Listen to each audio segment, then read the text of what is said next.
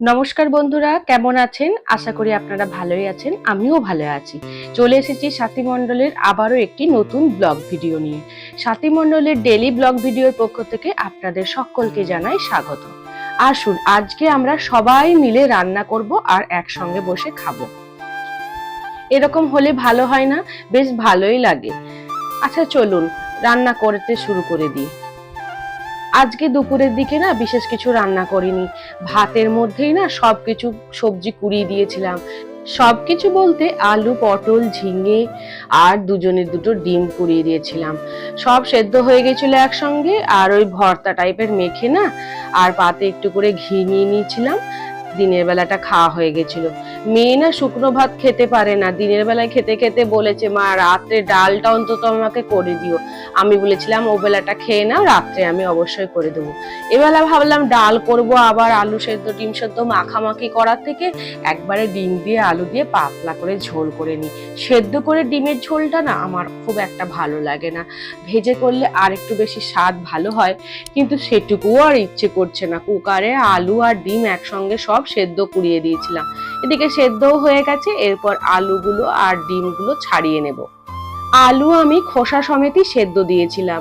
খোসাটা ছাড়িয়ে যদি সেদ্ধ দিই না, আমার মনে হয় স্বাদটা যেন একটু চোপসা চোপসা হয়ে যায়। সেই জন্য খোসা সমেতই দিই। সেদ্ধ হয়ে যাবার পর আমি খোসাগুলো ছাড়িয়ে দিই। দেখুন ওই যে খোসাগুলো একটি একটি করে ছাড়াচ্ছি। 9:30 থেকে 10টার মধ্যে রাতের খাবার খেতে আমরা যেখানে শুরু করে দিই, সেখানে রান্না করতে শুরু করেছি।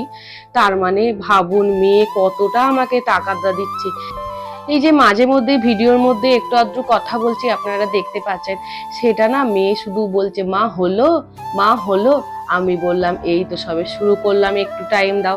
ডিমের ঝোল করতে আর বিশেষ টাইম লাগবে না, এক্ষুনি হয়ে যাবে। এই তো আপনাদের সঙ্গে কথা বলতে বলতেই আলুর খোসাগুলো না ছাড়ানো হয়ে গেছে। আর 3টে ডিম দিয়েছি, 3টে ডিমের খোসাটাও ছাড়িয়ে নেব। 3টে ডিম দিয়েছি তার কারণ কালকে সকালে মেয়ের একটা ডিম আর আলু দিয়ে না টিফিনটাও আমি দিয়ে দিতে পারবো, আর সাথে দুটো রুটি করে দিলেই হয়ে যাবে। একসঙ্গে কষা কষা করে তরকারিটা করে নেব আজকে। জানেন তো ডিম আমার খাওয়া চলে না, শরীরে বিভিন্ন প্রবলেম আছে, অ্যালার্জির ধাপটা বেশি। সেই জন্য ডিমটা একেবারে, আর আমার না খেতে ভালোও লাগে না। মানে নেহাতে কিছু না থাকলে, মানে উপায় কিছু না থাকলে বাধ্য হয়ে একটু ডিম খাই আর কি। চলুন এরপরে শিলনোড়াটা পেতে নিই। বাটা মশলাই রান্না করব। পেঁয়াজ, রসুন, আদা সব ছাড়িয়ে নিয়েছি। রসুন, আদা, গোটা জিরে আর কাঁচা লঙ্কা দেব, দিয়ে মশলাটা আমি এখন বেটে নেব শিলেতে।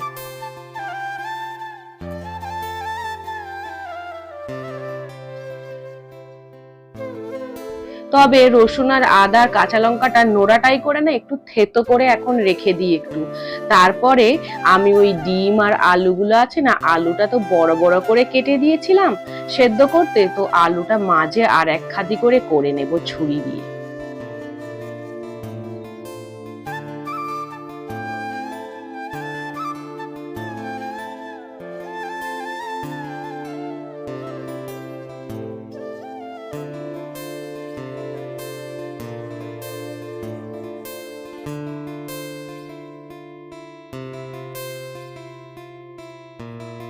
ব্যাস, আলুগুলোও কাটা হয়ে গেল। এরপর ছুরিটা না একটু ধুয়ে রাখবো, না হলে ছুরিটা করকরে হয়ে যাবে, শক্তিটা একদম ছাড়বে না। এরপরে আমি কড়াইয়ে তেল দিয়ে দেবো।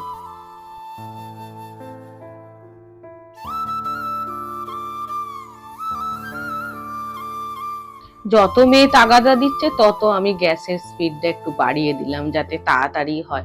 আসলে ও তো একটা টাইমে খায়, অনেকটাই দেরি হয়ে গেছে, আমার ভালো লাগছে না তো ওর কি আর কি। সেই জন্য একটু তাড়াতাড়ি করে শুরু করলাম। এরপরে মশলাটা বাটতে শুরু করে দিয়েছি। আর মশলা না আমি একবারে বেটে উঠতে পারি না, দুবার তিনবার করে বাটবো, তারপরে মশলাটা ফাইন হয়ে বাটা হবে।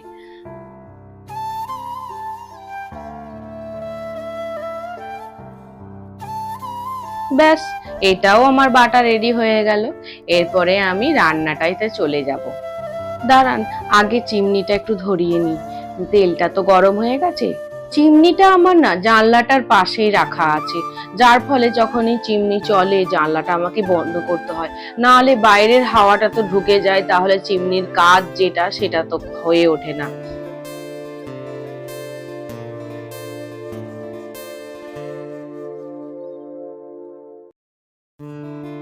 ডিমের ঝোল সামান্য রান্না করব, তার আবার কি রেসিপি আপনাদের সঙ্গে বলবো বলুন তো? আপনারা সবাই জানেন সত্যি কি যে গরম পড়েছে, আর কি আর বলবো, গতকালের থেকে যেন আজকে আরো বেশি গরম লাগছে। কবে যে বর্ষা ঢুকবে, তাহলে মানুষগুলো আর গাছগাছালিগুলো একটু যেন স্বস্তি পায়।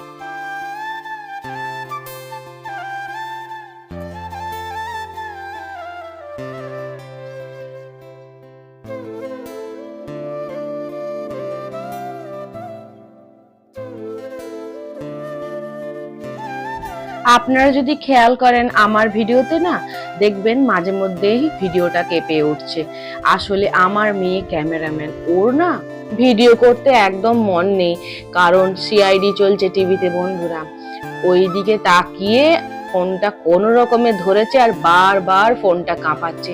এরকম করলে কি হয় ভালো বলুন তো? নিজেই তো বুঝতে পারছি, কিন্তু কিছু করার নেই। এই যে এইটুকু করে দিচ্ছে, এটাই আমার অনেক সৌভাগ্য।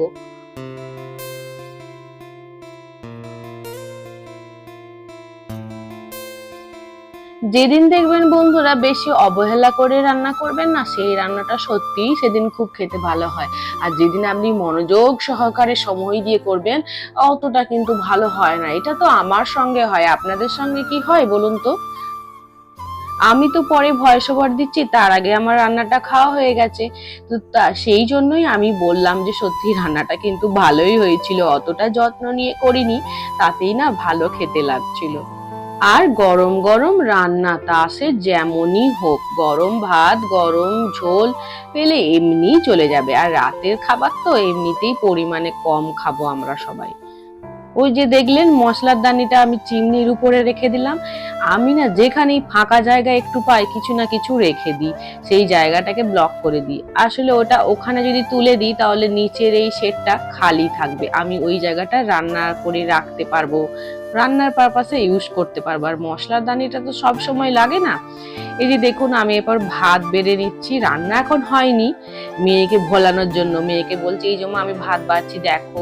দুজনে 2 প্লেট ভাত বেড়ে নিচ্ছি, কিন্তু ভাতটা অনেকটা হাঁড়িতে আরো ছিল, তো সেই ভাতটা আবার একটা জায়গায় রেখে ভাবছি ফ্রিজে ঢুকিয়ে দিই। এই যে দেখুন আবার মেয়ে বলছে মা হলো, মা হলো। ও খালি সিআইডি মন, আর বারবার বলছে মা আমাকে খেতে দিয়ে দাও।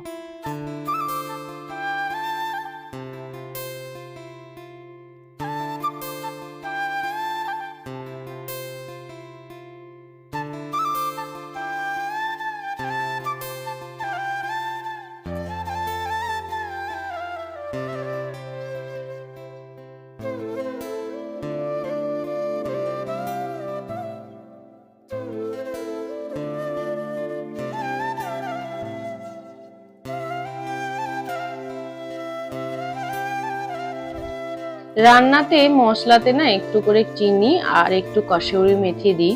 কসুরি মেথি আমি নিরামিষ পদ হলে বেশি দিই, আমিষ পদে খুব কম দিই। এই ঝোল টোল হলে একটু দিই, বেশ ঘ্রাণটা বেশ ভালোই লাগে। আর ডিমের ঝোলে তো আর বিশেষ কিছু ঘ্রাণ বেরোয় না, আর স্বাদও সেরকম মনে হয় না। এই সব টুকটাক দিয়ে একটু স্বাদটা যদি ভালো হয় আর কি।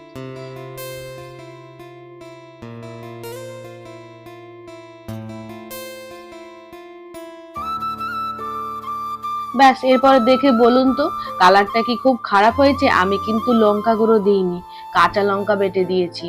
লঙ্কা গুঁড়ো দিলে একটু লাল লাল ভাবটা হয়, তো লাল ভাবটা একটু কম লাগছে, দরকার নেই। এটা স্বাস্থ্যের পক্ষে এটাই ভালো। এই গামলাটাতে আমি ওই আলু সেদ্ধ আর ডিমটা রেখেছিলাম, ওই গামলাটায় জলটা একটু মেপে নিয়ে অল্প একটু জল দেবো। মেয়ে একটু ঝোল পছন্দ করে, শুকনো ভাত তো খেতে পারে না। আর একটু রস হয়ে গেলে ও তাড়াতাড়ি করে ভাতগুলো খেয়ে নেয়।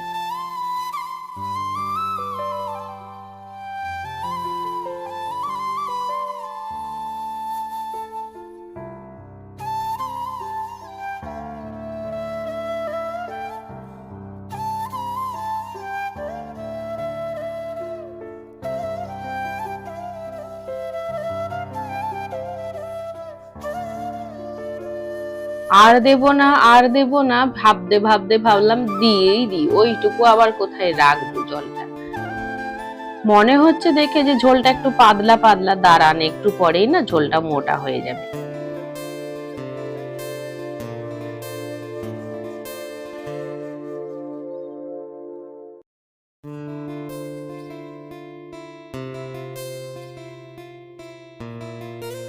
এই যে হাতা নিয়ে নিচ্ছি, এরপরে ঝোলটা মোটা করব। তার আগে দাঁড়ান একবার দেখাই, চিমনিটা একটু অফ করে দিয়ে যায়। মেয়ে কি করছে, মেয়ের মুখখানা একবার দেখুন আপনারা, মুখটা একবারে যেন শুকিয়ে গেছে। ওরে বাবরে, ওই যে দেখুন মুখটি দেখুন, বলে বলে টায়ার্ড হয়ে পড়েছে, মা দাও দাও।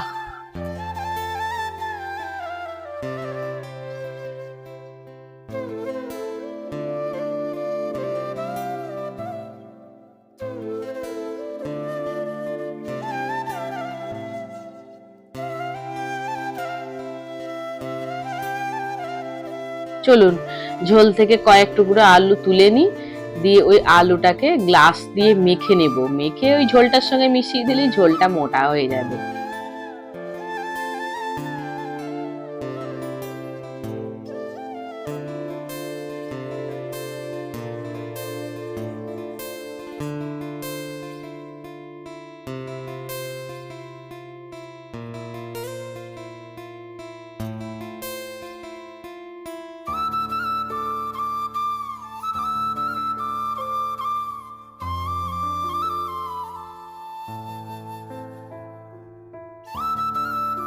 দেখলেন তো আলুগুলো কেমন গ্লাসের পেছনটা করে চটকে নিলাম, আর কয়েক হাতা ঝোল ওখান থেকেই তুলে নিলাম।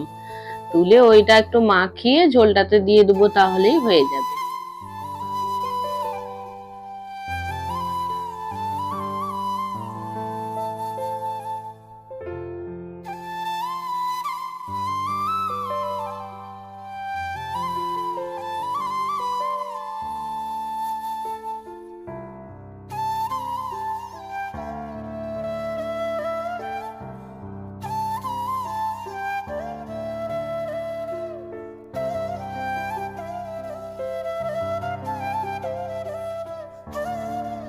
এরপরে কি বলুন তো, আমি রান্নার শেষে একটু চেখে দেখি লবণটা ঠিকঠাক হয়েছে কিনা।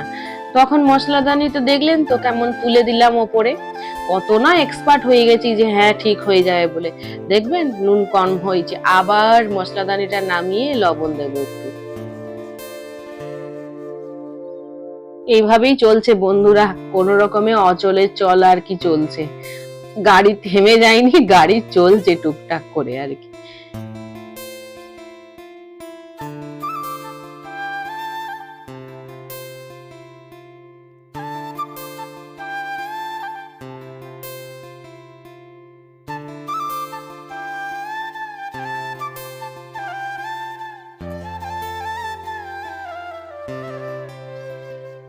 ব্যাস হয়ে গেছে আমার ডিমের ঝোল রান্না। বাবারে বাবা, কতক্ষণ ধরে সামান্য ডিমের ঝোল রান্না করছি। আর একবার দেখায় টাইমটা, 9:30টায় শুরু করেছিলাম, 10টা 10 বাজে বন্ধুরা। এমন কিছু একটা সময় যায়নি, আর এইটুকু সময় তো লাগবেই রান্নাটা করতে। এই যে মেয়ে তার অস্ত্রগুলি নিয়েই বসে আছে, বলে বলে আর পারেনি। আর আমাকে দেখুন একবার ঘেমে স্নান করে গিয়েছিলাম। যাই হোক, ফাইনালি খেতে বসে গেছি। এরপরে আপনারা সবাই চলে আসুন, আমরা একসঙ্গে খেয়ে নিই। যতটা ঝোল খাবো মা মেয়ে নিয়ে চলে এসেছি, আপনারা আসলে কিন্তু আসতে পারেন, এখনো কড়াইয়ে অনেকটা পরিমাণে ঝোল আছে।